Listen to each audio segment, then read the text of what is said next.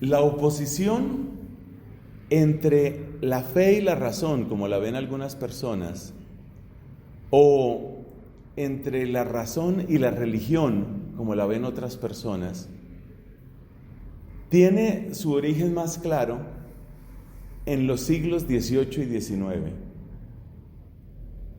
Pero hay una larga historia que está detrás de ello.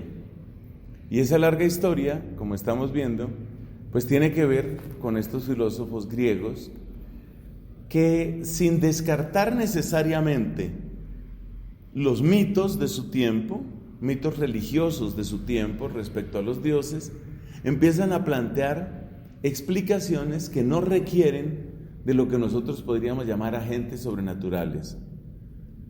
Cuando dicen, por ejemplo, que todo tiene su origen en el agua o que todo tiene su origen en el fuego, pues realmente lo que están diciendo es: no se necesitan historias, no se necesitan fábulas. Pero ¿qué fue lo que sucedió en esa época, concretamente en el siglo XVIII y siglo XIX, que es el origen del ateísmo moderno? Vamos a tratar de exponerlo. Nos vamos a dar cuenta que hay unos factores que son de orden político y social.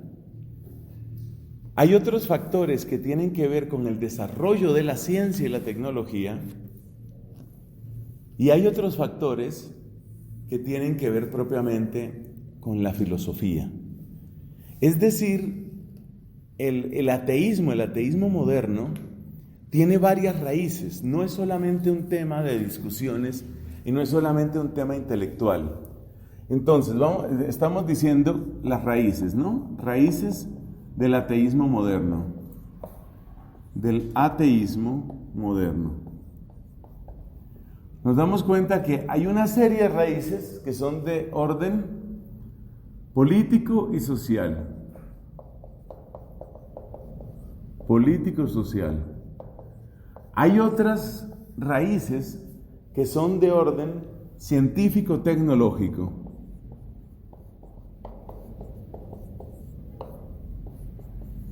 Y hay otras raíces que son de orden propiamente filosófico.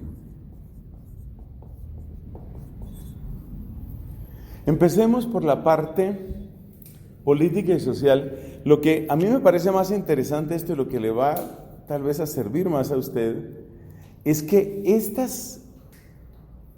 estos factores, estas causas siguen obrando en nuestro tiempo. Es decir, estas raíces, por ejemplo, políticas y sociales, en el fondo tienen que ver con la palabra poder. Y esas causas, las que tienen que ver con el poder, siguen obrando en nuestro tiempo. Bueno, ¿qué es lo que sucede? Lo mejor es transportarnos a Francia y ver qué estaba sucediendo en Francia en aquella época. La sociedad francesa había llegado a constituirse como una especie de estratos, una serie de estratos. Nosotros los llamaríamos estratos, los llamaríamos clases sociales, ellos los llamaban estados. Entonces en Francia se hablaba de que había 3 estados. Nosotros asociamos el estado con la organización legal, institucional, el gobierno. Aquí hay que decir estado, algo muy parecido a lo que nosotros llamamos clases. Un estado era la nobleza, otro estado era el clero y otro estado era el pueblo. Esos eran los 3 estados. Casi podríamos decir que eran 3 Francias, porque no era tan frecuente la movilidad social. Ojo con esa palabra, que va a ser una de las ideas centrales del capitalismo, de la revolución industrial. La movilidad social. La movilidad social, ¿qué quiere decir? Que usted puede nacer y ser educado en unas circunstancias y luego usted puede tomar a lo largo de su vida opciones que lo llevan a otra situación completamente diferente. El ejemplo típico es el exitoso empresario, que empezó en un barrio periférico, en una casa en arriendo, pero que llega a ser un gran industrial, tiene una magnífica vivienda, ha viajado por el mundo, influye a través de los medios de comunicación, es decir, es una persona que ha tenido una movilidad. Movilidad que puede ser hacia arriba o hacia abajo o hacia los lados, pero hay movilidad. La sociedad medieval típica era una sociedad con poca movilidad, muy poca movilidad. Eso significa que si tú naciste en la nobleza, pues se supone que tú te formas en la nobleza y luego vives en la nobleza y mueres en la nobleza. Algunos de la nobleza podían llegar a una extrema pobreza, pero aún en su pobreza seguían siendo el conde, el marqués o lo que sea. Una terminología que a nosotros nos suena no solo lejana, sino muchas veces absurda. Luego tenemos el clero. El mundo del clero era una opción de vida que a veces empezaba muy temprano, era lo más frecuente. Las familias destinaban a algunos de sus hijos para el clero. Y una vez que la persona está en el clero, pues hace carrera en el clero, entonces es cura diocesano, o es monje, o es religioso, o es religiosa, lo que sea. Especialmente para las mujeres era una opción que podía ser deseable porque era la principal opción de tener una cierta formación. Entonces, el clero, esa es otra opción. Y luego el pueblo. ¿Y el pueblo qué es? El pueblo es campesinos, comerciantes, artesanos. Más o menos esa es como la organización, 3 estados. Pero resulta que ese esquema se empieza a resquebrajar con una aparición de una serie de fuerzas nuevas. Esto sucede en plena Edad Media, el surgimiento de unas fuerzas nuevas. ¿A qué fuerzas nos referimos? Piensa en el caso del comercio. El comerciante es una persona que puede llegar a tener una gran prosperidad económica. Y en la medida en que tiene prosperidad, puede convertirse, por ejemplo, en el prestamista que le da dinero al conde para sus luchas. Y entonces tenemos ahora un noble que le debe una gran cantidad de dinero a un comerciante. Es una de las razones por las que surgen odios y tensiones dentro de la sociedad. Los grandes prestamistas en la Europa medieval son los judíos. Entonces empieza la antipatía hacia los judíos porque son vistos como los dueños del dinero y todo el mundo les debe dinero a ellos. Y bueno, ahí se presentan muchas cosas. Entonces el comercio empieza a agrietar ese esquema. El comerciante puede llegar a ser muy poderoso, muy poderoso. Además, los comerciantes dan origen a un fenómeno nuevo que son los burgos. Los burgos, especialmente los burgos libres. Usted se encuentra en Alemania y en otros lugares, se encuentran poblaciones que tienen la raíz libre, Freiburg, nosotros decimos Friburgo. Freiburg quiere decir el pueblo libre. ¿Y qué quiere decir un pueblo libre o ciudad libre? ¿Libre de quién? Libre de los nobles, porque ahí no manda el rey, es un lugar marcado por el comercio, o también libre de los obispos, libre del clero. Usted recuerde que los obispos tenían también funciones civiles. Los obispados eran regiones donde el obispo no solamente imponía un orden moral desde el punto de vista de la fe, sino que también mandaba muchas cosas. Hubo también mujeres muy poderosas en lo que tiene que ver con el clero. Ellas no tenían ni tienen sacramento del orden, pero algunas eran muy poderosas. Se recuerda, por ejemplo, a esta que fue hecha doctora de la Iglesia, declarada doctora de la Iglesia por el Papa Benedicto, una gran abadesa llamada Hildegarda, de Bingen, con B grande, con G, Hildegarda de Bingen. Era una mujer que era compositora, escritora, muy dedicada a la botánica, a la medicina, podríamos decir. Realmente una mujer absolutamente sorprendente. Tenemos el caso de abadesas que eran muy poderosas, pero realmente el poder estaba dentro de la iglesia, estaba centrado en los hombres. Ese es el hecho. Entonces, ¿qué pasa? Que se empieza a agrietar el esquema por el lado del comercio, pero también por el lado de los burgos, porque además los comercios crean burgos. ¿Cómo surgen las ciudades? Las ciudades surgen como paradas en el camino, como lugares de encuentro de comerciantes. Muchas ciudades, no todas, pero muchas ciudades surgen así. Algunas vienen desde la antigüedad, obviamente, como París, por ejemplo. Pues París viene de antes de Cristo. Entonces, pero hay otras ciudades que surgen ¿a partir de qué? A partir de paradas en el camino, encuentros de comerciantes. Entonces, viene el comercio que da prosperidad individual. Vienen las ciudades, usted vaya escribiendo ahí, las ciudades, los burgos. Luego viene otro factor que es muy importante, que son las alianzas o ligas. Las ligas. En alemán, eso se llama Hansa, con H, Hansa. Entonces usted se encuentra que hay una aerolínea que se llama Lufthansa. Lufthansa quiere decir la alianza del aire. Pero las Hansas, ¿qué eran? Hay otros nombres por los que se conoce eso, ligas, también se les llamaba guildas. Una guilda. ¿Qué es una guilda? Pues una guilda o una Hansa es una asociación de personas que comparten un mismo oficio. Entonces, por ejemplo, los carpinteros de una región formaban una Hansa.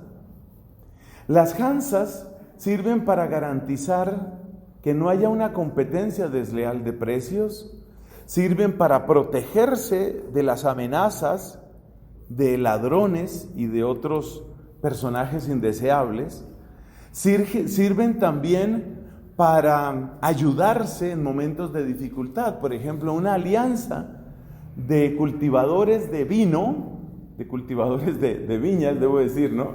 Cultivadores de viñas, pues ellos se ayudan, ¿no? Hombre, que hay un verano malo o que hay una tormenta terrible que se ha dañado parte de la cosecha, entonces ellos se apoyan. La idea de las alianzas es muy interesante, o las hansas o las guildas, es muy interesante por dos razones. Porque crea nuevos modos de autoridad. Entonces ya el que dirige una alianza de esas, el que dirige una guilda, tiene un cierto poder. Y en segundo lugar, porque va creando la idea de una sociedad más horizontal. El poder ya no lo tiene solamente el rey, o el conde, o el marqués. El poder también está entre nosotros. La idea de un poder repartido, la idea de un gobierno horizontal, es algo que es propio de las alianzas, de las guildas. Eso tiene fuerza. Entonces, fíjate todo lo que va saliendo del comercio, ¿no? La prosperidad individual, después que dijimos, las ciudades, muchas ciudades, y son ciudades que se declaran libres. ¿Y libre qué quiere decir? Pues libre quiere decir libre de la nobleza. Usted no manda aquí. Algunas de esas ciudades le pagaban un tributo al rey, otras ciudades no. Nosotros tenemos lo nuestro y nosotros nos defendemos. Fíjate que es una idea horizontal. Mientras que la idea de la nobleza es claramente una idea vertical. Y la idea de la iglesia es una idea básicamente vertical. Hay uno que predica, que sabe, que enseña, que manda, y hay otros que aprenden, que obedecen, que aportan. Claro, es un poco una caricatura, esto suena así un poco cruel, pero bueno, así lo presentamos. Entonces va surgiendo una idea horizontal. El comercio tiene mucha fuerza, mucha fuerza. Viene otro elemento, para que vayamos situándonos en este ingrediente político-social. Otro elemento que aparece, que es muy importante, es el hecho de que estos comerciantes empiezan a tener un poder civil. Surge la idea de un poder civil. Y un poder civil, ¿de dónde viene la palabra civil? Pues viene de civitas, viene de la ciudad. ¿Cuál es el derecho civil? El derecho civil es el derecho de la ciudad. Entonces te vas a encontrar con familias en Italia, de las cuales la más famosa es la familia Medici, que sale en toda película de suspenso de la Edad Media, tienen que salir los Medici, que se escribe Medici, ¿no? Los Medici. Entonces, ¿qué pasa? Que tú ves un Lorenzo de Medici, eso es Italia, por supuesto. Tú te encuentras con un Lorenzo de Medici, y Lorenzo de Medici, que es fabulosamente rico, dice: mira, esta plaza, por favor, no es digna de esta ciudad. ¿Cuánto vale volver de mármol esta plaza? ¿Cuánto vale eso? Hombre, eso te vale un buen billete. Eso te vale 2.500 millones de pesos. Pues eso no es problema, a ver, entren a trabajar. Entonces hace una tremenda plaza con una estatua de él mismo, porque viene también el ego. Y entonces la ciudad queda en deuda, es un regalo que él le hace a la ciudad. La ciudad queda en deuda, pero no es en deuda con el clero, no es en deuda con el rey, es en deuda con un individuo. Entonces surge una nueva forma de poder, y esa nueva forma de poder tiene que ver con lo civil, el surgimiento del poder civil. Ese surgimiento es muy importante. En Italia este fenómeno toma una forma muy particular. Usted sabe que las ciudades italianas tenían una estructura, prácticamente hasta el siglo XIX, tenían una estructura muy parecida a lo que en la antigüedad llamaban las ciudades-estado. Así como usted tenía una Atenas y una Esparta, que eran ciudades-estado con su propio ejército, con su propio gobierno, entonces en Italia van surgiendo esas ciudades-estado. Entonces Génova, Venecia, por supuesto Venecia, Florencia, tienen una estructura de gobierno en la cual hay unos representantes que son la signoría, que se escribe signoría. La signoría son los signori. Signori son los señores. Entonces ahí hay una combinación de aristocracia y comercio muy compleja, como todo lo italiano, muy compleja, una combinación ahí extraña, pero en esa combinación lo que quiero destacar es que no entra directamente ni la nobleza ni el clero.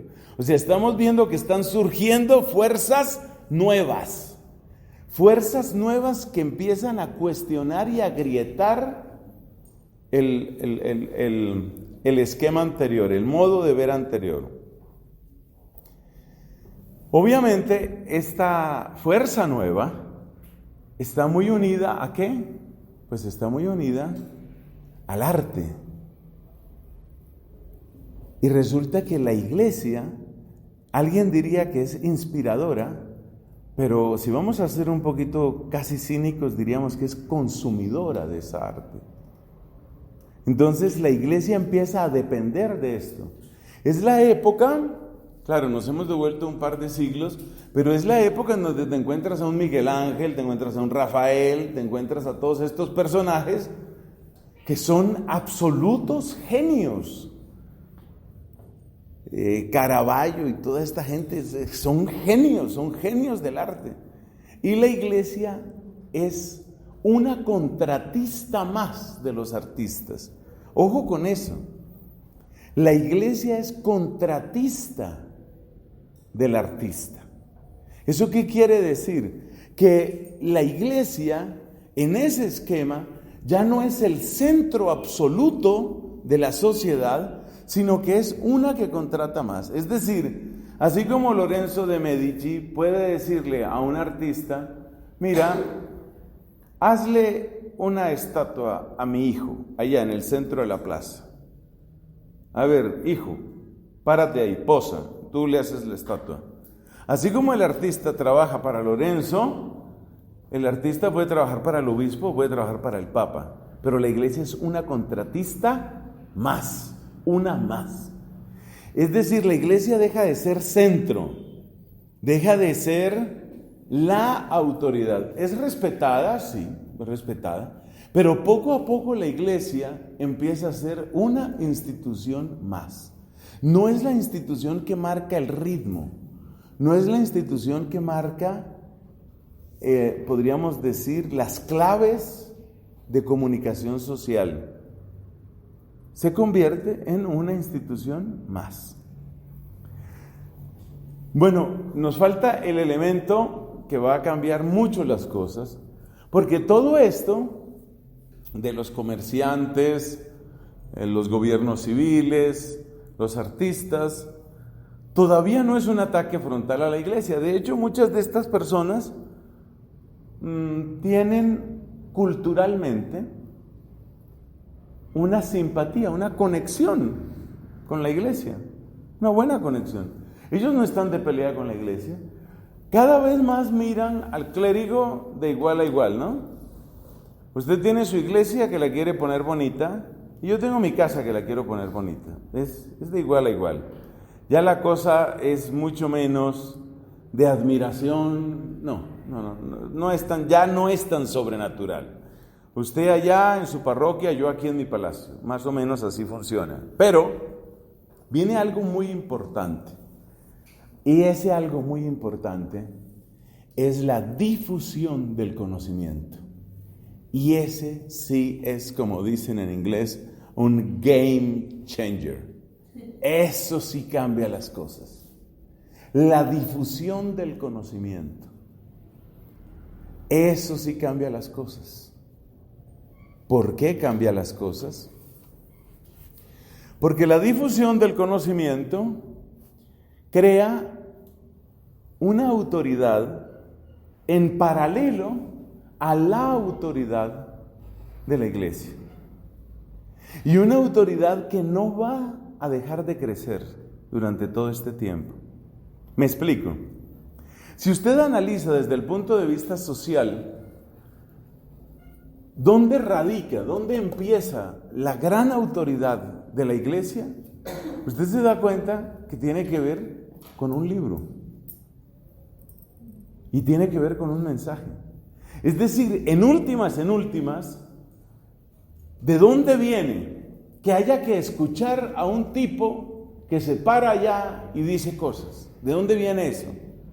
Pues que ese tipo tiene un mensaje. ¿Y ese mensaje de dónde viene en últimas? Pues de la Biblia. La Biblia con una larguísima tradición de interpretación. Pero es la Biblia. Es la Biblia la que marca eso. Entonces, el hecho de que haya un libro y el hecho de que se predique a partir de ese libro, eso le da un lugar único. Eso no lo tenía Lorenzo de Medici. Lorenzo de Medici podía decir, esto está bonito o yo tengo plata.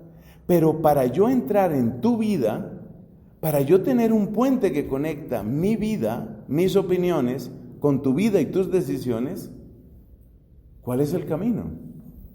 Pues el camino es la palabra. La gran fuerza es la fuerza de la palabra. Si yo tengo una palabra y esa palabra es significativa para ti, entonces yo tengo una forma de autoridad dentro de ti. Eso era verdad en ese tiempo, eso sigue siendo verdad en nuestra época. Solo que los predicadores cambian. Hoy, por ejemplo, la gente que tiene más poder desde el punto de vista humano y civil probablemente sean los del coaching. ¿Qué es el coaching? Pues el coaching es una manera de asesoría, de acompañamiento, pero es un acompañamiento personalizado. Entonces el coach, que se escribe coach, ¿no? El coach, ¿qué es lo que hace el coach? El coach estudia tu vida y el coach te habla. Y el coach te dice, usted puede mejorar esto. La manera como usted está manejando esta situación con los empleados, así no es. O sea, el coach tiene poder sobre ti. Eso es algo fuerte. Entonces, el poder de la palabra. Por supuesto, muchas otras personas hablaban, ¿cierto? Muchas otras personas, pues, no vamos a decir que los únicos que hablaban eran los clérigos, Pero la voz autorizada era la voz del clérigo, y la voz del clérigo era autorizada, pues porque después de cada lectura en la misa se dice palabra de Dios. Entonces, este trae, esta no es cualquier palabra, este trae la palabra de Dios. Pero el conocimiento se empieza a difundir. Usted sabe que llega la imprenta en el siglo XVI. Y usted sabe que llega Martín Lutero. ¿Y qué es lo que está diciendo Martín Lutero y los demás reformadores protestantes? ¿Qué es lo que está diciendo? Agarre su Biblia. Sea usted su sacerdote. Sea usted su papa. Sea usted su obispo. De manera que el pastor protestante, por supuesto que tiene una autoridad, pero la autoridad del pastor protestante es solamente la autoridad del conocimiento. Si yo estudio lo que estudió el pastor protestante, pues yo también predico. De hecho, pues eso sucede todos los días aquí en Bogotá. Alguien entra a alguno de estos grupos protestantes, a veces los llamamos con ese término sectas, y ve cómo está la cosa, cómo está la recogida de los diezmos, cómo está todo, y después de que observa y observa y observa, dice, pues yo voy a hacer lo mismo. Entonces empieza, ¿cierto? Garaje, 20 sillas, y empieza, y le puede funcionar, y le puede funcionar. Entonces, ¿qué está sucediendo? Está sucediendo algo así como una democratización del poder religioso. El protestantismo trae fundamentalmente eso, desde el punto de vista que estamos analizándolo, ¿no? Es una democratización del poder religioso. Y esa democratización que implica que ahora no interesa solamente la palabra del obispo, ni la palabra del sacerdote. Y puede ser el monje, puede ser lo que tú quieras, pero surge la autoridad del conocimiento. Y ese sí que es un ingrediente nuevo, la democratización del conocimiento. Viene otro punto, especialmente con un hombre llamado Galileo, siglo XVII, especialmente con un hombre llamado Galileo, el conocimiento ya no es solamente el conocimiento filosófico tradicional, bíblico tradicional, sino que Galileo y luego Newton van a introducir de lleno la idea de que el verdadero conocimiento es el que surge de los experimentos y es el que se expresa en términos de matemáticas. Entonces surge una nueva forma de autoridad. Esa nueva forma de autoridad es la autoridad del experimento científico, de la ciencia experimental. Y viene el conocimiento matemático. Galileo establece, por ejemplo, que la gravedad produce un aumento en la velocidad. De modo que si yo suelto, estamos aquí como en un cuarto piso, tercero tal vez, si yo suelto aquí una pelotita, la pelotita primero tiene velocidad cero, pero su velocidad va aumentando. Y hace el tremendo descubrimiento de que la velocidad aumenta con el tiempo, de manera que la posición aumenta con la segunda potencia del tiempo, con el tiempo al cuadrado. Eso ya es una ecuación. Esa ya es una ecuación. Entonces viene la autoridad del conocimiento matemático y la autoridad del conocimiento experimental. Aquí diremos algo más, en la parte científica y tecnológica diremos algo más.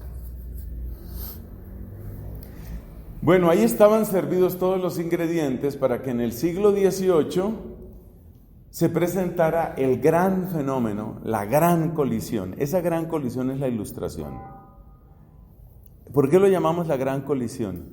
Desde el punto de vista de nuestro análisis, ¿sabes lo que es la Ilustración? Mira, la Ilustración es la historia del surgimiento de una nueva clase social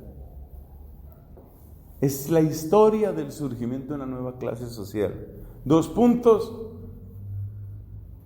Los intelectuales. Surge una nueva clase social que son los intelectuales. ¿Por qué surgen los intelectuales? Porque mira, a partir de lo que hemos dicho del comercio, las ciudades, los artistas, por supuesto la palabra que no dijimos en ese momento fue la palabra renacimiento, pero tú habrás reconocido que esos son los ingredientes del renacimiento. Entonces el renacimiento implica eso que dijimos, comercio, ciudades, poder civil, por consiguiente libertad de la nobleza y del clero. Sus puntos de referencia ya no son los santos. En la Edad Media era tan hermoso para la gente sentir que estaban acercándose al modelo de un San Cristóbal, de una Santa María Magdalena, de una Santa Catalina de Alejandría. Los santos eran sus grandes referencias.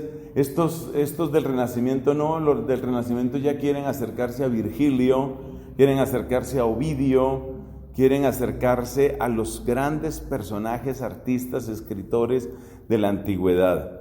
Entonces, ¿por qué decimos que la Ilustración es el surgimiento de una nueva clase social? Porque cuando describimos los 3 estados de Francia, que se repetían proporcionalmente en toda la Europa de la época, cuando hablamos de esos 3 estados decíamos, ¿cómo fue que dijimos? Que había el clero, que había la nobleza y estaba el pueblo. Pero es que el pueblo es demasiado amplio.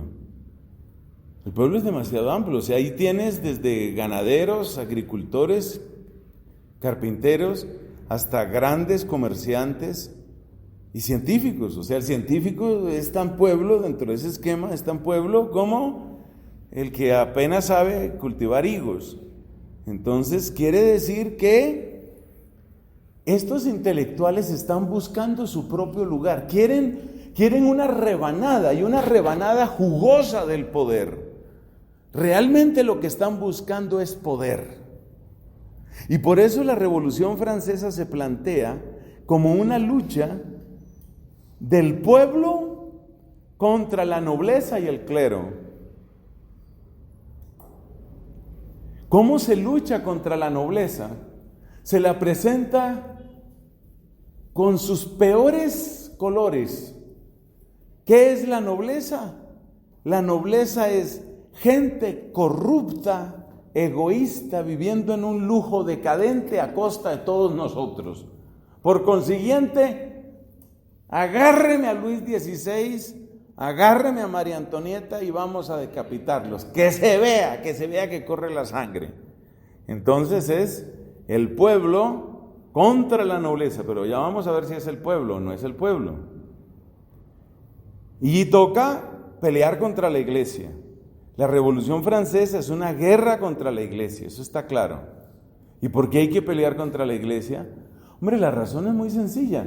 Porque si tú quieres hacerte un espacio, si tú quieres una poltrona amplia, ancha del poder, te toca quitar a derecha y a izquierda, tienes que hacerte espacio. Porque la nobleza no quiere que tú estés ahí. La nobleza estaba llena de privilegios. La nobleza no quiere que tú estés ahí. Las tierras que tenía la iglesia eran inmensas. La iglesia no quiere que tú subas, eso era lo que sentía esta gente. Como la iglesia no quiere que tú subas, como quieren seguir acaparando el poder, como la nobleza quiere seguir acaparando el poder, esa es la visión de ellos, nos toca quitarlos. ¿Y cómo se les quita? Pues se les quita por medio de 2 herramientas muy poderosas. Una herramienta muy poderosa es el ridículo. El ridículo, muchas veces teñido de difamación y de calumnia. Entonces solo se va a hablar del sacerdote para presentarlo como un ser corrupto, ignorante, sucio, explotador, hipócrita, doble, abusador, que está obrando de mala fe y que se aprovecha de nosotros. Ese es el sacerdote. ¿Y el noble quién es? Es un egoísta. Es un egoísta, es un aprovechado, que cree que porque nació en cuna de oro, lo puede todo y lo sabe todo y lo logra todo.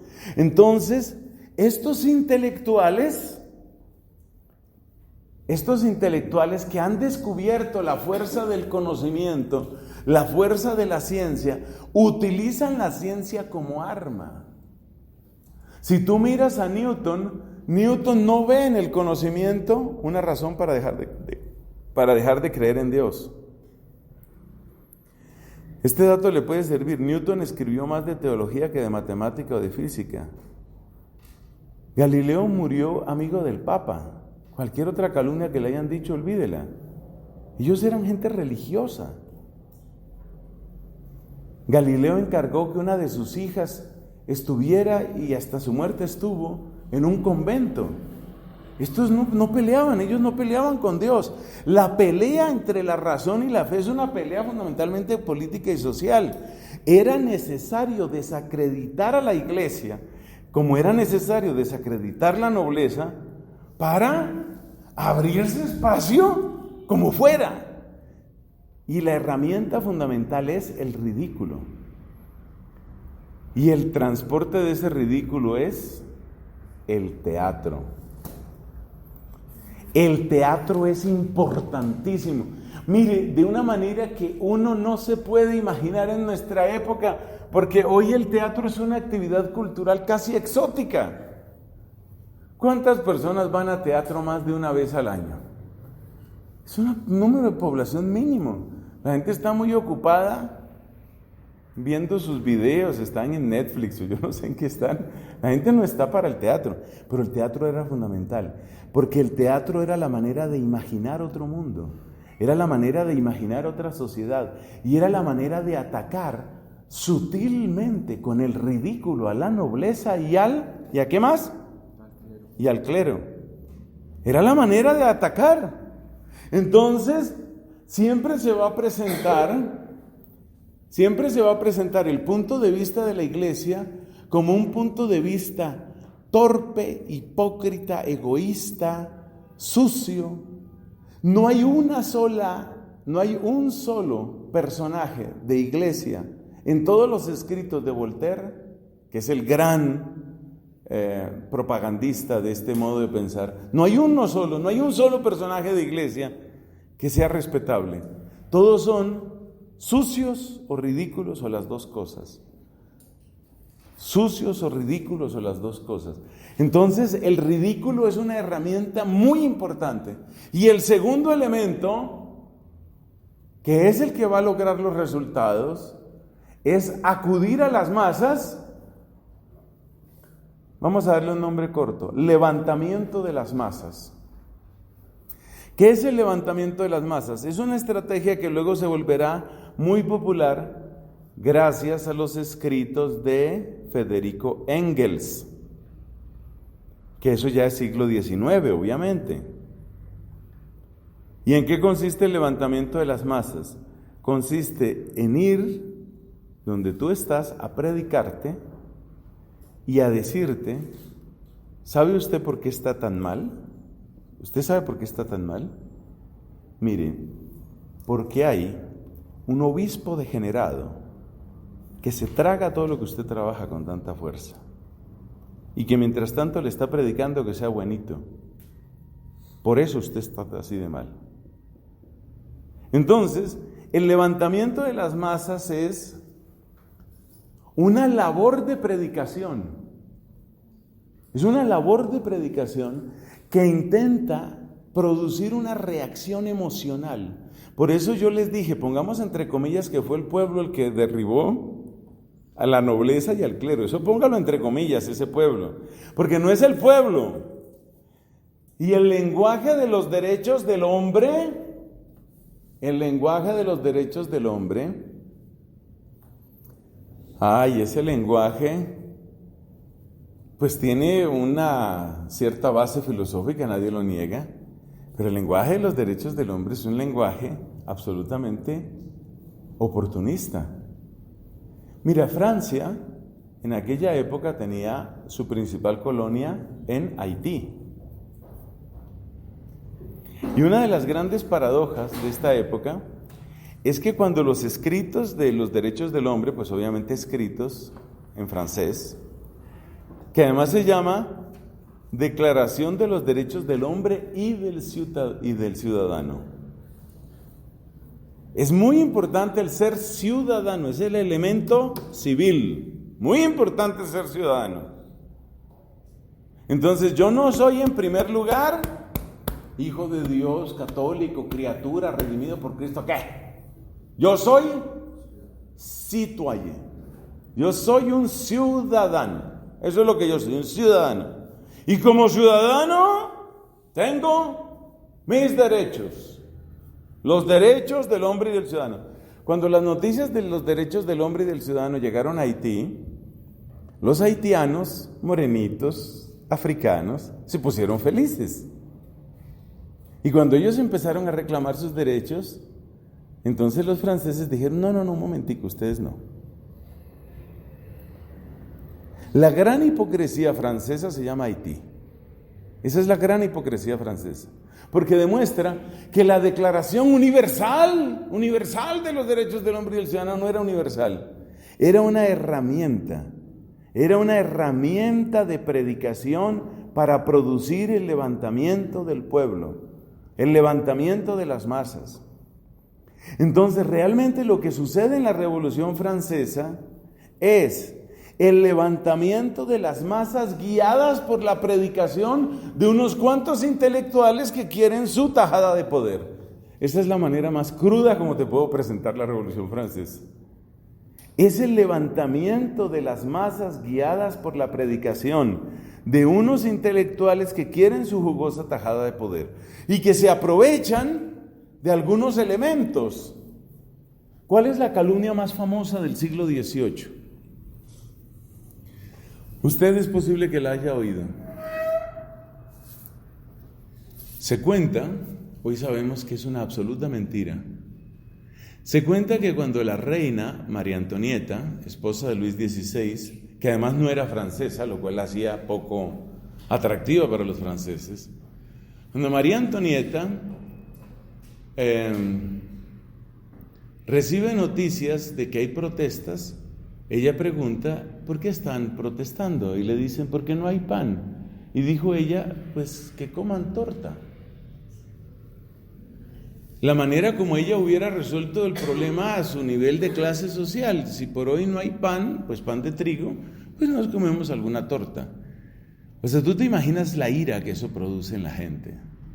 Pero eso era una calumnia. Todo indica que ella jamás dijo esa frase. Pero esa frase produjo muertes. Entonces es el levantamiento de las masas guiadas por los intelectuales que buscaban una tajada jugosa del poder. ¿Lo lograron? Claro que lo lograron. Se acabó la nobleza, se proclamó la república. Al poco tiempo queda a cargo el llamado directorio. ¿Y qué hace el directorio? Decapitar, decapitar y decapitar. Hasta que decapitan a los mismos del directorio y viene una segunda generación de líderes, por darle un nombre. Más o menos alcanzan a decapitar unas 2 o 3 generaciones. Viene el régimen del terror. Y Francia es sacada del régimen del terror por un hombre muy astuto, infinitamente codicioso y soberbio llamado Napoleón Bonaparte. Sin Napoleón Bonaparte la cosa hubiera seguido, pero fueron por lo menos 10 años de muertes por todas partes. Es decir, la embriaguez de sangre de Francia es una cosa difícil de evaluar. Pero así como sucedía esto con la nobleza y con todo el que tuviera algo de poder, así también sucedía con la iglesia. Hubo menos sangre, hubo sangre de parte de la iglesia, sí la hubo. Sacerdotes encarcelados, torturados, asesinados, los hubo. Obispos menos, obviamente. Pero sí hubo esa persecución. Porque ese era el objetivo era ese, abrirse paso, y el paso se abre con sangre. Y así se abrió el paso. Y por encima de toda esa sangre se proclama la república y bueno, ya viene la historia de Francia. ¿Por qué Francia es tan importante en todo esto? Porque Francia es el primer país católico. Por eso Francia es llamada la hija mayor de la Iglesia Católica. Allá en la época de Carlomagno y todo eso que estudiamos en historia. Entonces, uno se da cuenta que el ateísmo moderno no tiene en primer lugar una raíz científica ni una raíz filosófica. El ateísmo moderno tiene una raíz política y social. Y por eso este servidor de ustedes, cada vez que a mí me dicen, ¿usted qué opina del conflicto entre razón y fe? Entonces yo pongo cara de tonto, que a veces no me resulta difícil, y digo, ¿cuál conflicto? Explíqueme primero cuál es el conflicto. Porque realmente el conflicto fue un conflicto en su mayor parte artificial. Sí hay cuestiones filosóficas que las vamos a ver en unos minutos. Sí hay cuestiones filosóficas. Pero la verdad es que la raíz principal no era esa. La raíz principal era política y social. De hecho, todos estos grandes de la Revolución Francesa afirmaban a Dios. ¿Cuál es la palabra clave para despedirnos de esa primera raíz que es con mucho, desde mi punto de vista, la más importante? ¿Cuál es la palabra clave de su ataque a la fe? La palabra clave la proveyó Voltaire. Superstición. Conocimiento falso, mágico, inútil, perpetuado solo por una mala costumbre cultural. Esa es la religión católica. La religión católica es superstición. O sea que afirmar a Dios, para ellos es respetable. Ellos no son ateos. El ateísmo vendrá masivamente en el siglo XIX. Pero en el siglo XVIII, que es el de la Revolución, no hay propiamente tantos ateos. No, el ateísmo no tiene fuerza ahí.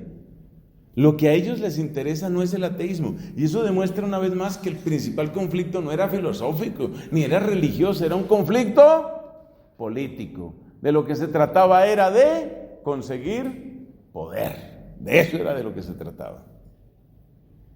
Y lo lograron.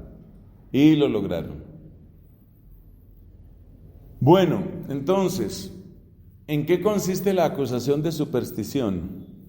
La acusación de superstición consiste en decir que todo el aparato, vamos a decir una palabra más despectiva, que toda la parafernalia religiosa se deriva de la superstición. Entonces, si tú tomas a Voltaire, o a Diderot, o a D'Alembert, si tú tomas a cualquiera de ellos y le preguntas, ¿hay un Dios? Claro, la razón lo exige. Hay un Dios. Por supuesto que hay un Dios.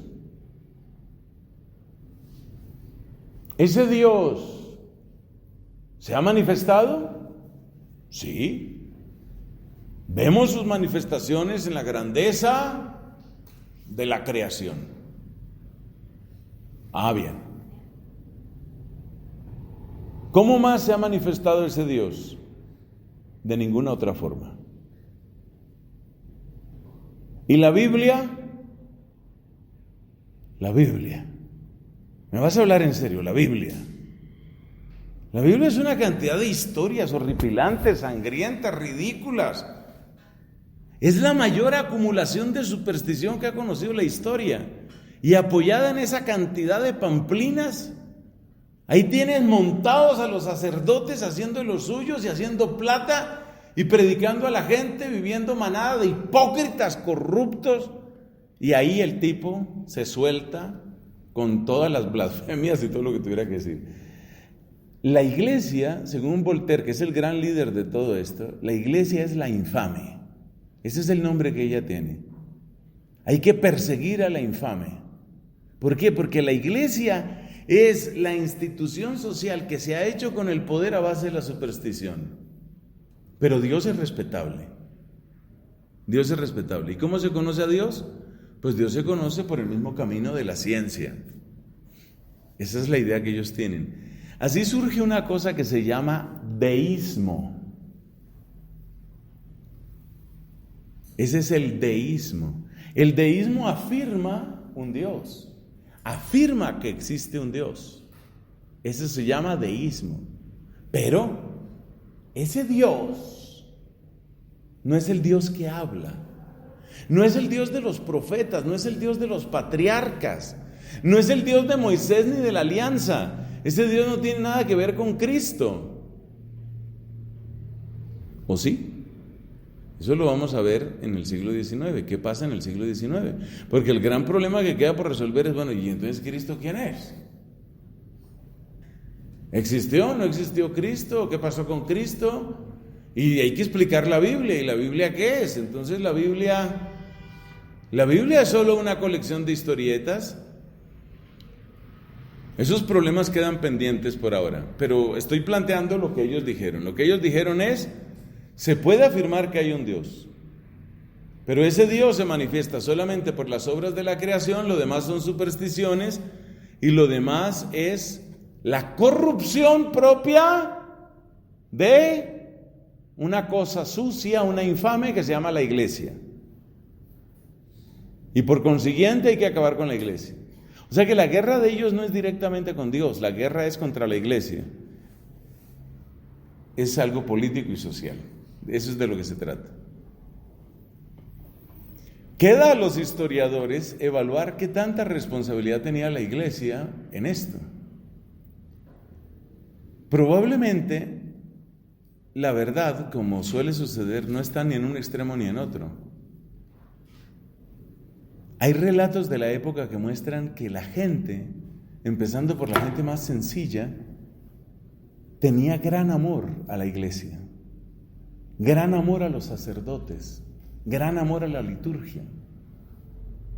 A pesar de las acusaciones continuas de que los sacerdotes eran ignorantes y de que los sacerdotes eran hipócritas, y sobre todo lo que más se acusa de los sacerdotes es el amor al dinero. A pesar de esas acusaciones, no, eso no es lo que te encuentras.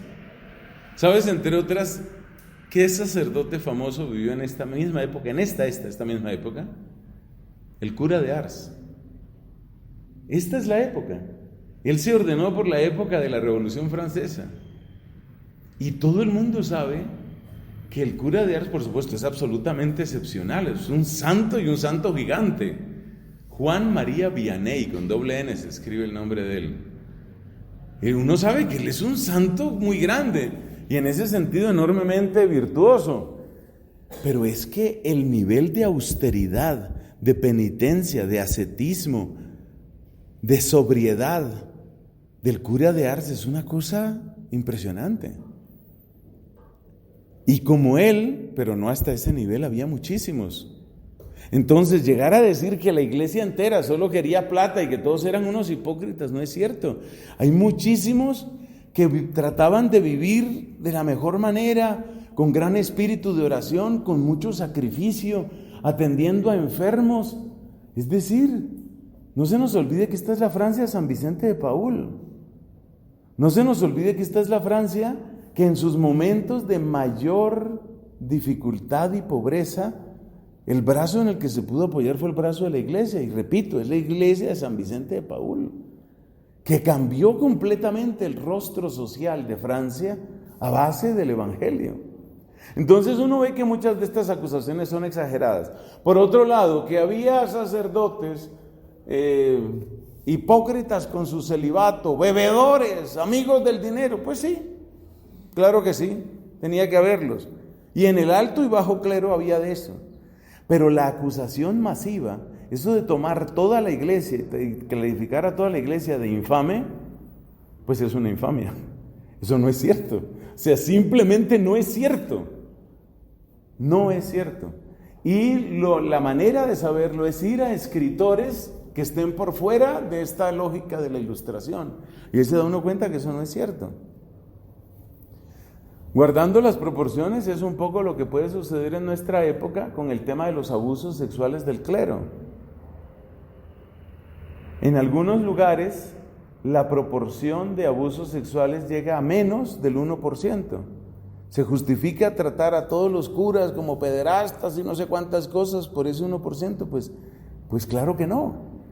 Cualquier otra profesión donde tú intentaras hacer eso, te ponían problemas penales muy serios. Que porque un médico me operó y no tenía que operarme, entonces los médicos son unos malditos, acabar con la medicina, a ver, vamos a quemar la facultad de medicina. Que tú fueras a hacer eso, pues te tachan de loco, te encarcelan, yo no sé qué te hacen. Entonces, el principal conflicto del ateísmo surge de ahí. El deísmo, que fue el estilo de pensamiento de Voltaire y de tantos otros líderes de estos movimientos, el deísmo, no es ateísmo, porque ellos afirmaban un Dios. Pero a medida que el conocimiento científico y tecnológico va avanzando, llega el momento en el que se hace la pregunta al estilo Demócrito o al estilo Leucipo: ¿de verdad necesitamos ese Dios? Y la respuesta es: no lo necesitamos. Entonces te vas a encontrar en Alemania a un señor llamado Luis, que en alemán pues dicen Ludwig, y el apellido de él es Feuerbach. Ludwig Feuerbach, ese sí dispara al pecho. Escribe un libro que se llama La esencia del cristianismo, que va a ser el gran modelo del ateísmo del siglo XIX. En La esencia del cristianismo, Feuerbach, ¿cómo se escribe? Se escribe Feuer, B-A-C-H. Ludwig Feuerbach escribe La esencia del cristianismo. Y la frase más importante, para que usted se quede con una sola frase de la esencia del cristianismo, es: no fue Dios el que hizo al hombre, fue el hombre el que hizo a Dios. La religión es un invento humano, no necesitamos de Dios. No necesitamos de Dios. Y la razón es el avance científico y tecnológico. Queremos mejorar la producción agrícola. Le rezamos a San Isidro. Mira, no pierdas tu tiempo. No pierdas tu tiempo con el tal San Isidro labrador que quita el agua y pone el sol. Tú no pierdas tiempo con San Isidro. Lo que necesitas es mejores tractores. Ya está. Lo que necesitas es un mejor diseño de yugo. Lo que necesitas es mejor calidad de abonos o de semillas. Lo que necesitas es conocer mejor los tiempos de lluvia o de no lluvia. Lo que necesitas es conocimiento. Eso es lo que tú necesitas. Tú necesitas conocimiento y si necesitas conocimiento, quiere decir que el conocimiento te lo va a dar la ciencia y te lo va a dar la tecnología. Tú no necesitas otra cosa. Ciencia y tecnología, eso es lo que tú necesitas. Entonces ya en el siglo XIX sí se plantea el ateo, se plantea el ateísmo radical. Ese ateísmo radical ya entonces no va a plantear las cosas en términos de existe un Dios que es lejano, sino que ya se alejó tanto ese Dios que ya no lo necesitas, ¿sí? Ya no. Eso es, a ver, voy a hacer una comparación así como dura.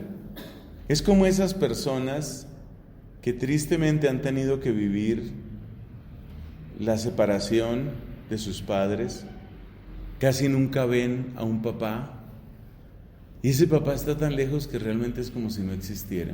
Nunca aparece, no significa nada, no aporta nada.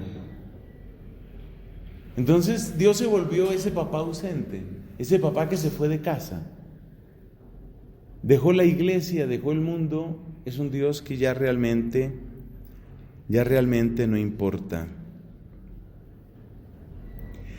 ¿Y qué hacemos con Jesús? Ahora, ¿qué pasa con Jesús? Porque parece que Dios no interesa. Pero ¿y Jesús? Porque Jesús, pues eso sí es de esta tierra. Tomen nota de este nombre, David. David Strauss, con doble S. David Strauss fue un teólogo protestante, un escritor, que escribió una Leben Jesu. Leben Jesu es una vida de Jesús.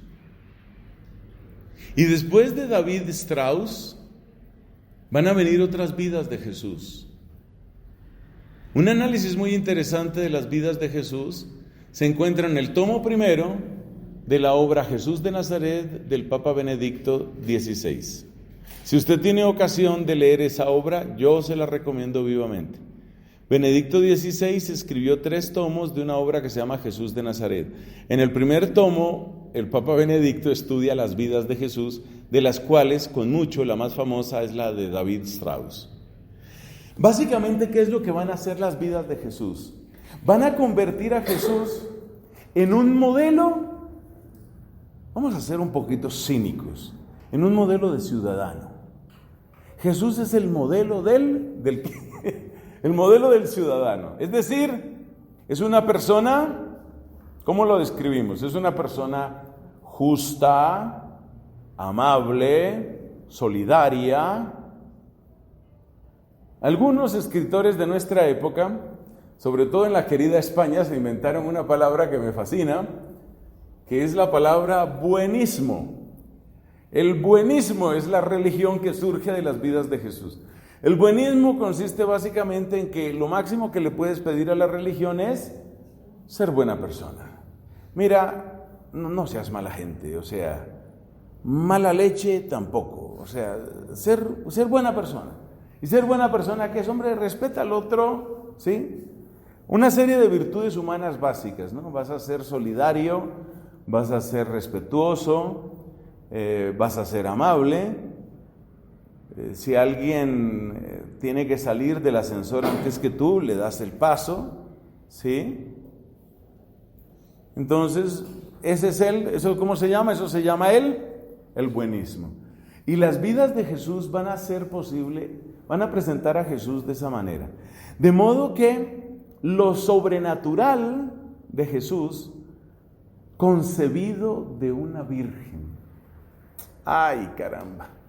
Realmente eso no lo necesitamos. Yo por lo menos no fui concebido de una virgen y aquí estoy. De manera que, así que se esté necesitando mucho concepción virginal, no se necesita. Milagros tampoco se necesitan. Que multiplicó panes, hombre, no multiplicó panes, enseñó a la gente a compartirse. Sí, no se necesita tanto milagro tampoco. Entonces, ¿qué es lo que va a producir este impulso científico y tecnológico? Va a producir una secularización del universo. O vamos a decirlo de una manera más drástica, una desacralización del universo. Obsérvese que no utilizo la palabra profanación. Por favor, tome nota de eso. No estoy diciendo profanación, estoy diciendo desacralización. Desacralización en el sentido de que ya no es algo sagrado, ya no es algo sagrado. El universo deja de ser el lugar de la historia de la salvación y pasa a ser la historia del progreso. Escriba esa frase que le conviene. Ese es el resumen de este punto científico y tecnológico. El universo deja de ser el lugar de la historia de la salvación para convertirse en la historia del progreso. ¿Y cuál progreso? Aquí es donde entra el proyecto modernista. Vamos a ver si este hombre escribió. Ay, Dios mío, ¿qué concepto de modernidad tendrá este hombre? Un adversario de la fe, una herejía, tal. Bueno, muy bien. Te veo como bien. Entonces, la modernidad. ¿Qué es la modernidad? La modernidad es el modo de pensamiento instaurado en la sociedad cuando descubre la fuerza del avance científico y tecnológico. ¿Qué quiere decir eso? Que podemos mejorar el mundo. Podemos mejorar el mundo. Y lo podemos mejorar ¿cómo? Con el conocimiento y con la ciencia. Si tú quieres mejorar a Colombia, como dice Rodolfo Ginás, ateo, científico colombiano ateo, no pierde visita a Colombia para decirnos, terminen de desprenderse de ese cascarón católico, que es lo que no los deja, por Dios. Ya, vote eso. Entonces, hay que votar el cascarón católico. Hay que salir de eso. Eso catolicismo, eso es lo que no nos sirve. Eso tanto religioso, tanta religiosa, tanto arzobispo. No, señor, salga de eso. Pero la iglesia está ayudando para la paz. Bueno, entonces dejen ahí un poquito todavía la iglesia. Mientras termine de resolverse lo de la paz. Cuando termine de resolverse ya cierran todo. Ay, Dios mío. Entonces, ¿qué es la modernidad? La modernidad es la forma de pensamiento social que surge del avance científico y tecnológico, cuyo lema principal es podemos. Podemos. ¿Qué podemos? Podemos. ¿Cómo podemos? Con el conocimiento. ¿Y con qué más? Con la tecnología. Conocimiento y tecnología. Si usted mira la enciclopedia, allá de la época de D'Alembert y Diderot, ellos veían el conocimiento tecnológico aplicado fundamentalmente a la producción. Es decir, mejorar los temas de agua, de agricultura, de ganadería, ese tipo de cosas. Pero luego viene la revolución industrial. Entonces, un momentico, ya el avance no se va a quedar solamente en el agro, en la agricultura, en la ganadería, sino que ya va a entrar en las ciudades, el transporte. Desde finales del siglo XVIII entra la máquina de vapor con fuerza, luego viene el ferrocarril y luego viene la utilización extensiva del vapor en la producción. ¿Qué va a traer la producción movida por las máquinas? Va a traer uno de los cambios sociales más grandes. Se traduce en esta frase que si yo fuera usted la copiaba. No es la demanda la que marca el ritmo de la producción, sino la producción la que se ve obligada a crear la demanda. Oiga lo que estamos diciendo, crear demanda.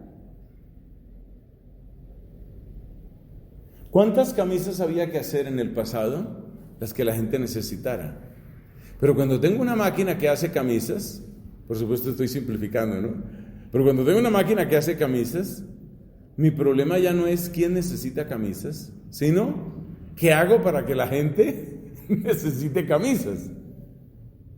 Ahí tienes uno de los ingredientes fundamentales. No es la demanda la que crea la producción, es la producción la que crea la demanda. Esto es tan interesante porque entonces ahí viene el surgimiento del individuo, ahí vienen los métodos financieros, ahí vienen los sindicatos, ahí vienen las empresas de seguros. Es la época en la que surge el Lloyds, la famosa aquella aseguradora internacional. Bueno, ¿qué es lo que nos interesa en todo caso de lo científico y tecnológico? Que asegura el progreso. El mundo no es historia de salvación. El mundo es historia ¿de qué? De progreso. Es la historia del progreso. ¿Cuándo se acaba esa idea? Esa idea se acaba en el siglo XX. ¿Cómo se acaba esa idea? Con las 2 guerras mundiales, con los desastres ecológicos y con la manipulación psicológica a gran escala. Esos 3 golpes producen un desencanto total. Puede decirse que ahí es donde se fractura la modernidad. La idea del progreso, la idea de que tenemos conocimiento de lo que podemos hacer mejor el mundo, tenemos conocimiento de lo que podemos hacer mejor la salud, tenemos conocimiento de lo que podemos hacer mejor al ser humano. Entonces ahí te encuentras a un poderoso talento, un hombre sumamente penetrante con sus propias obsesiones y fobias, llamado Sigmund Freud. Sigmund Freud, con su capacidad de conocimiento, dice: un momentico, nosotros podemos entrar en la mente, podemos ajustar. Claramente usted con esa cara debe ser un desajustado, pero lo podemos. Pero obviamente no tiene que ver con usted, yo hablaba era ya de lo podemos ¿qué? Ajustar. O sea, yo me le puedo meter a usted por dentro y ajustarle las piezas. Entonces viene un poder del conocimiento que ya no es poder para mejorar los cultivos, que ya no es poder para producir camisas, que ya es poder para cambiarte a ti. Es para cambiarte a ti por dentro. Entonces surgen las terapias, surge el psicoanálisis, siglo XX ya, ¿no? Podemos cambiar la sociedad. La sociedad la podemos cambiar, claro. Estudiemos por Dios. Estudiemos cómo es la sociedad. Entonces, en la Biblioteca Central de Londres encontramos a un hombre barbado, de origen alemán, llamado Carlos Marx. Carlos Marx se sumerge en las entrañas del monstruo capitalista porque él quiere leer la vida, la sociedad, la historia, y entonces establece un marco de pensamiento gigantesco, algunos dirán majestuoso, el materialismo dialéctico. Y a partir de ese materialismo dialéctico, él enuncia la primacía de lo económico y se da cuenta que esto tiene una ruta. Para él, ese es materialismo científico. El único modo científico de aproximación a la historia es el materialismo dialéctico, según Carlos Marx. Entonces usted entra en la historia, usted se mete en la historia y usted analiza la historia. Usted va a analizar lo que sucedió ahí. Claro, ahora entiendo cómo se hacen ricos los ricos. Ahora entiendo por qué el pobre no sale de su pobreza. Pero lo más impresionante que descubre Carlos Marx, o cree haber descubierto, es: no solo he descubierto por qué ha sucedido lo que ha sucedido, también he descubierto lo que va a suceder. Él considera que ha penetrado de un modo tan profundo en la historia humana que él, a través del poder del conocimiento, en ese caso de la ciencia económica, él puede predecir qué es lo que va a suceder. He visto el futuro y es comunista. Eso dijo. Y hay gente que se lo sigue creyendo. He visto el futuro y es comunista. Entonces Carlos Marx está convencido de haber encontrado las claves del futuro. ¿Cuál es el primer gran descubrimiento de Marx, según él mismo? No me pidan por favor que sea marxista. Pero ¿cuál es el primer descubrimiento de Marx según él mismo? Sé cómo ha funcionado la historia. ¿Qué otro personaje creyó haber entendido cómo funcionaba la historia? Hegel. ¿Qué otro personaje creyó haber entendido cómo funcionaba la historia? Comte. O sea, eso como que era plaga en esa época, porque todos estos son del siglo XIX. Todos creían haber entendido cómo funcionaba la historia. Hoy por hoy la gente es un poco más tímida, excepto los del cambio climático. Eso sí saben cómo funciona la historia. Pero bueno, sigamos aquí con lo nuestro, no nos adelantemos. Entonces Marx creyó haber tenido 3 grandes éxitos. Primer gran éxito: yo sé cómo ha funcionado la historia. Yo sé lo que ha sucedido. Y yo puedo explicar este mundo. Lo puedo explicar cómo funciona esto. Además, él estaba situado en el mejor lugar para entenderlo, Inglaterra, donde estaba explotando la revolución industrial, pero con toda su fuerza, como un tren desbocado. Es decir, que él aprendía en la biblioteca, salía a la calle y seguía aprendiendo, porque la gente que estaba en la calle era gente que también estaba viviendo lo que él mismo estaba estudiando. Segundo, Marx cree haber hecho otro segundo descubrimiento. Yo sé para dónde va esto. Yo sé para dónde va esto. He visto el futuro y es comunista. Yo sé para dónde va esto. Yo sé lo que va a suceder. La gran propuesta, o mejor dicho, el gran descubrimiento de Marx es que hay una injusticia. La injusticia es la posesión de los medios de producción en manos de unos pocos capitalistas, a los que les da otros nombres, como decir burgueses o cosa parecida. Ese es el gran descubrimiento de Marx, en lo cual efectivamente tiene razón. Todos estaremos de acuerdo que si los medios de producción están en unas pocas manos, eso va a producir injusticia social. Esa injusticia social va a producir conflicto, y ese conflicto lo que va a producir es que los medios de producción ya no pueden seguir siendo simplemente la posesión de unos pocos. O sea, el razonamiento de él, por favor, abonémosle eso. El razonamiento de él era lógico. Eso tenía mucho sentido. La posesión de los medios de producción en pocas manos necesariamente engendra conflicto. Y ese conflicto necesariamente va a llevar a que los medios de producción sean posesión de todos. Y eso se llama comunismo, la propiedad común. Por eso se llama comunismo, propiedad común de los medios de producción. He visto el futuro y es comunista. Ok, muy bien, felicitaciones. Pero Marx viene el tercer descubrimiento, y en ese tercer descubrimiento es donde entra un personaje llamado Engels. Engels es fundamental en esto, porque Marx estaba tan metido, Marx como buen alemán estaba obsesionado con llegar a la raíz de la raíz de la raíz última de por qué la sociedad es así. En su obsesión llegaba el momento en el que podía ser poco operacionizable, ¿cómo se dirá? Operativo, lo que él proponía. Engels es mucho más ejecutivo. Entonces Marx y Engels producen el Manifiesto Comunista. Manifiesto Comunista, 1860 y pico. Y el Manifiesto Comunista, ¿qué es lo que propone?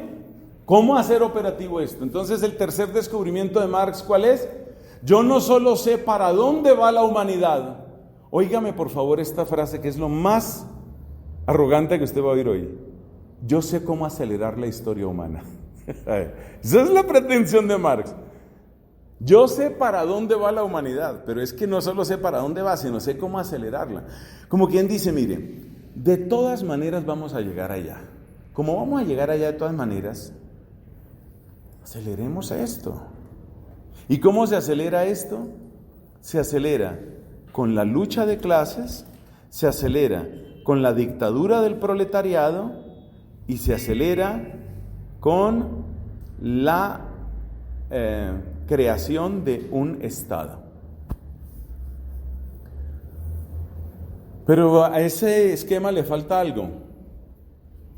Si ese Estado, que será el Estado comunista, si el Estado comunista tiene que negociar con otros estados que son capitalistas, el esquema no va a sobrevivir. Entonces necesitamos, aquí viene la segunda frase más arrogante de hoy, necesitamos que todos sean comunistas. Por consiguiente necesitamos crear la Internacional Comunista, con la cual vamos a reemplazar a los gobiernos de todo el mundo, vamos a reemplazar a todas las religiones y vamos a reemplazar a todas las teorías económicas. Yo creo que alguien que dijera eso hoy se le miraría tal vez con compasión, pero esa era la pretensión de la Internacional Comunista.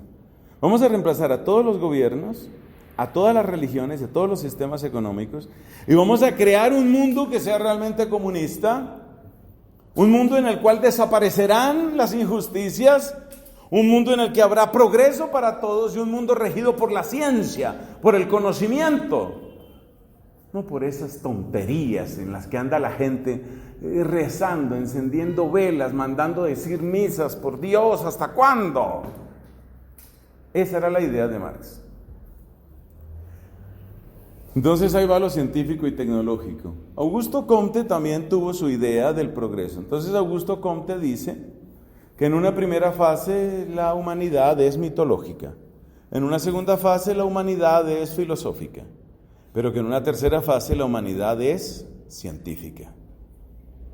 Y he aquí que yo, por favor, todos verme, Y aquí que yo soy el profeta de ese mundo al cual él llamó positivo. Positivo no significa ahí lo contrario de negativo. Positivo quiere decir lo que se apoya en datos. Positum en latín quiere decir lo que está puesto. Positivo quiere decir lo que se apoya en datos, y datos son datos científicos. Entonces así surge el positivismo filosófico. Y así entramos a nuestra última raíz del ateísmo moderno, que es el mundo filosófico. Usted se da cuenta que hay un parecido entre el marxismo y el positivismo. De hecho, en muchos lugares han trabajado mano a mano. ¿Cuál es la característica del positivismo? Que el positivismo tiene una teoría de la historia, y en esa teoría de la historia tú todavía estás con, ¿cómo llamas eso? Oración, lo llamas oración, ¿cierto? Tú todavía estás con eso, ¿no? Y haces tus oraciones y esas cosas. Ya. Bueno, yo como soy una persona civilizada, pues te respeto, igual que respeto al individuo arbóreo, igual que respeto las orugas, los delfines, pues tú también mereces respeto, ¿no? Pero déjame decirte que estás realmente... ¿Quién es el que escribe esta historia? Esta historia la escribe Nietzsche. Entonces usted mira, en Así habló Zaratustra, usted mira a Nietzsche, y Nietzsche cuenta la parábola atea más famosa de todos los tiempos, que se llama la parábola del ermitaño. La parábola del ermitaño lo que cuenta es eso, ¿no? Que un grupo de caminantes, que son caminantes modernos, filosóficamente despejados, sanos, según Nietzsche, ¿no? Que acabó loco, pero según son caminantes despejados. Y estos caminantes lúcidos despejados se encuentran con una cabaña, y en la cabaña está un personaje, un ermitaño. Y entonces, pues ven que el ermitaño carga así un Cristo, y ven que el ermitaño pues tiene ya pues sus imágenes, ¿no? Y tiene su oratorio, no sé cómo lo imagina o cómo lo describe Nietzsche, yo no recuerdo eso. Pero el hecho es que es un tipo que está dedicado a Dios, que le ha empeñado su vida a Dios, que vive en el bosque y que se la pasa rezando por la conversión de los pecadores, por la salvación de las almas. Y estos hablan entre ellos y dicen, oye, no se ha enterado de que Dios se murió. Dios ha muerto, o sea, él sigue rezando, Dios se ha muerto, lo matamos nosotros. Dios se ha muerto, lo matamos nosotros. Y no se ha enterado Entonces, la misma actitud displicente tiene Augusto Comte, la misma actitud displicente tiene Sigmund Freud. Sigmund Freud es un ateo muy influyente. Y sus discípulos son ateos, funcionalmente ateos. Usted no se deje convencer por el que le diga otra cosa, porque las pruebas están ahí en los escritos, no porque yo lo diga, obviamente. Entonces usted mire, por ejemplo, Freud, ¿qué decía? Freud te trata con mucha misericordia, pero con una adusta misericordia. Entonces usted cree en Dios. Ya entiendo. Y él escribe ahí en su papelito, así como Darwin escribe allá en su que yo no sé cómo hace, pero sí escribe ahí en su celular. Entonces así escribía Freud, que seguramente era zurdo, toca averiguar eso. El hecho es que Freud, entonces usted cree en Dios, patología, cree en Dios. ¿Por qué es una patología? Porque si usted cree en Dios, quiere decir que usted sigue buscando algo de un elemento paterno que perdió en algún momento de su vida. O sea, Dios es el reemplazo en su mente de algo que le quedó faltando a usted del papá. Si usted estuviera sana, usted no buscaría a Dios. Ese es el psicoanálisis. Que luego puede haber otras versiones menos ateas, puede. Gran discípulo de Freud, Carl Jung. Entonces Carl Jung rompe con Freud en el sentido de que no le da tanta importancia a todo el tema del desarrollo sexual, que sabemos que era ¿cómo se llama esto? Una obsesión, ¿no? De Freud. Para Freud todo era el sexo. Entonces, para Carl Jung no. Pero Carl Jung tiene la misma idea sobre la fe y sobre la religión. Realmente en eso no se puede creer. Son simplemente arquetipos. son esquemas mentales que las personas tienen. Es simplemente eso. Y a mí no me interesa si eso existe o no existe. Me interesa que si usted cree en algo, eso tiene poder sobre usted. Entonces, yo no sé si eso existe. Lo que sí existe es el poder que eso tiene sobre usted. Esa es la manera de pensar de Carl Jung. Discípulo ilustre de Carl Jung es Ansel Green. Pero no me meta en esas aguas en este momento. Entonces, ¿qué pasa? Que toda esta gente, desde el punto de vista filosófico, se da cuenta, o creen darse cuenta, de que no es posible entrar a hablar seriamente de un Dios. No es posible hablar de ese Dios. Como no es posible hablar de ese Dios, se puede analizar lo religioso, se puede analizar el lenguaje religioso, se puede analizar las motivaciones de lo religioso, pero la verdad de la religión es algo que se da por descartado, es decir, por desechado, quiero decir. Se da por desechado, es decir, eso no tiene ningún sentido. Entonces, la inmensa mayoría del desarrollo filosófico del siglo XIX, del siglo XX, es oficialmente ateo y completamente ateo. No tiene que ver con la religión. Y es en ese estado de cosas,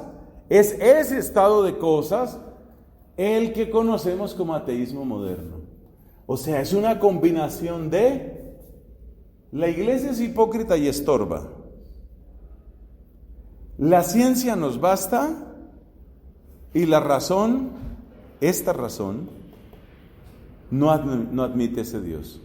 Entonces Dios es, por una parte, un invento pernicioso, un invento inútil y un invento inadmisible. ¿Cuáles son las tres acusaciones del ateísmo contra Dios, del ateísmo moderno contra Dios? Dios es pernicioso porque sirve para la manipulación de una gente que se llama el clero.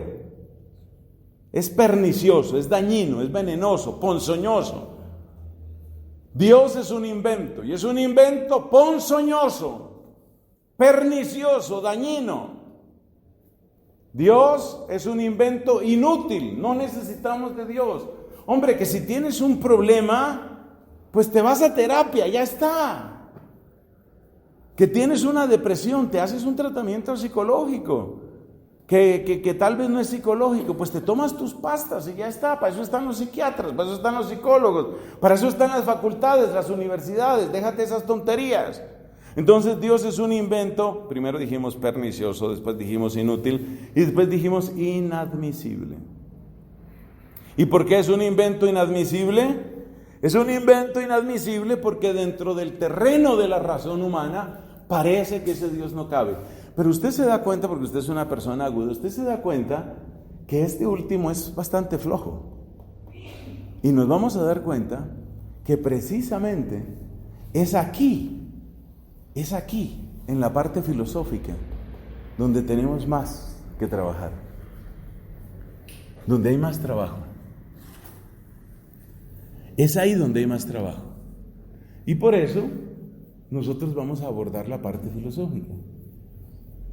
Porque cuando tú empiezas a ver cuáles son los reales argumentos de los filósofos para decir que Dios no existe, te empiezas a dar cuenta que realmente lo que hay es desinterés y condicionamiento cultural. O sea, ¿tú sí has abordado a fondo el tema de Dios? La mayor parte de los filósofos no. La mayor parte de los filósofos simplemente no lo abordan, lo dan por descartado. Además, con mucha frecuencia, cuando ellos tratan el tema de Dios, lo tratan de una manera incompleta, sofística y calumniosa.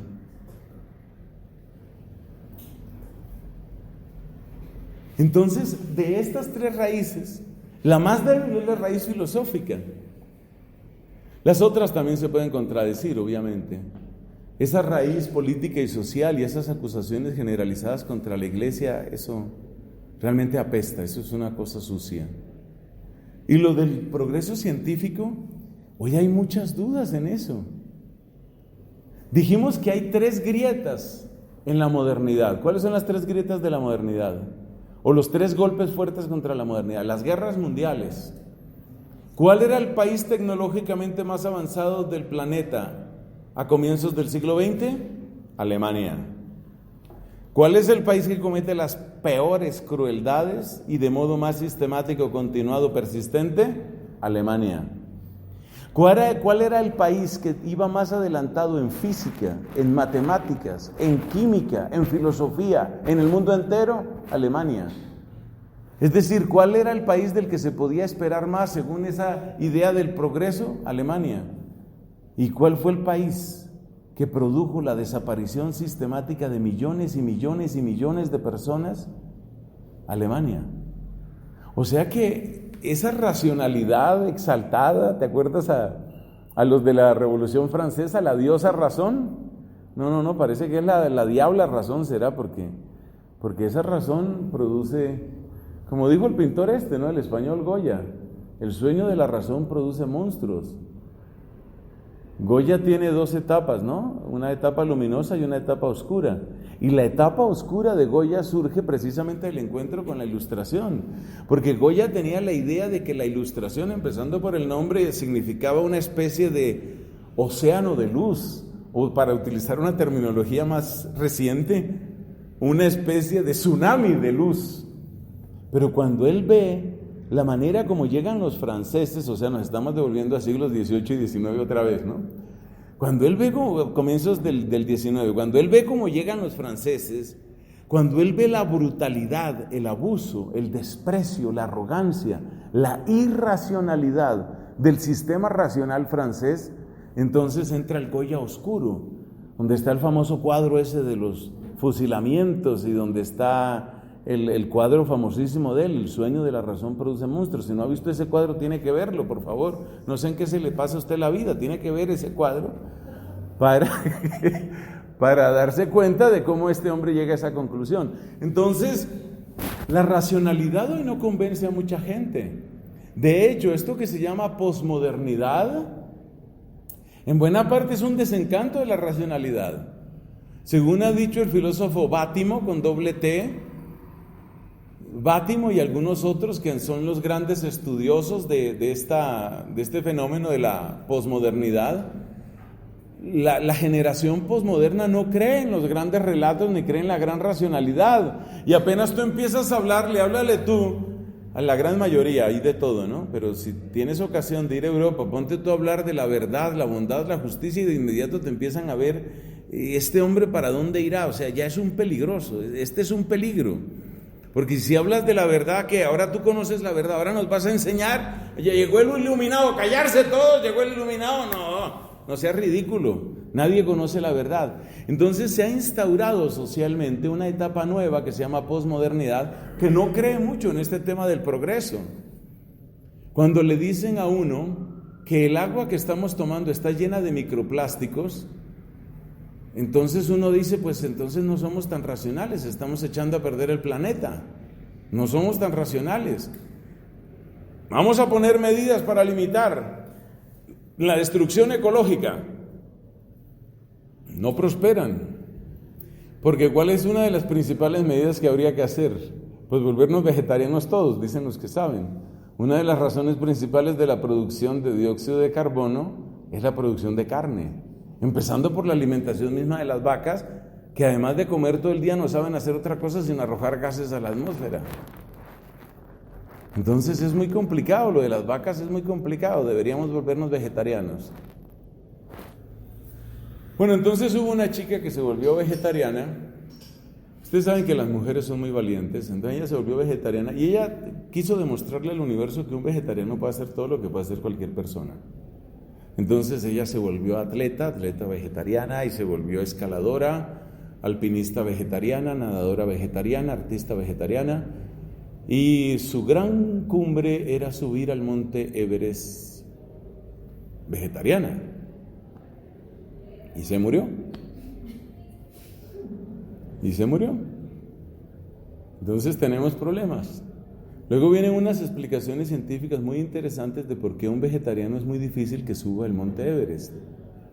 Resulta que tú tendrías que consumir tan gran cantidad de vegetales para sacar las calorías y lo que necesitas para una empresa tan exigente físicamente, que la gran cantidad de lo que tienes que comer le pone otra carga a tu organismo para que procese esa gran cantidad de vegetales.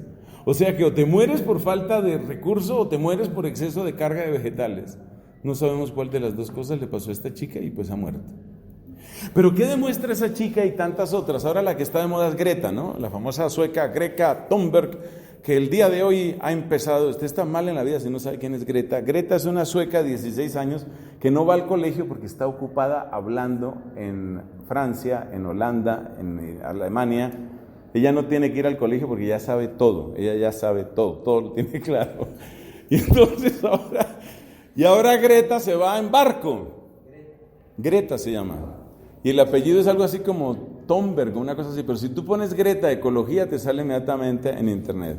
Entonces ella se va en barco de vela, 2 meses en barco de vela, para no añadirle dióxido de carbono al planeta. Se va a atravesar el Atlántico en barco de vela.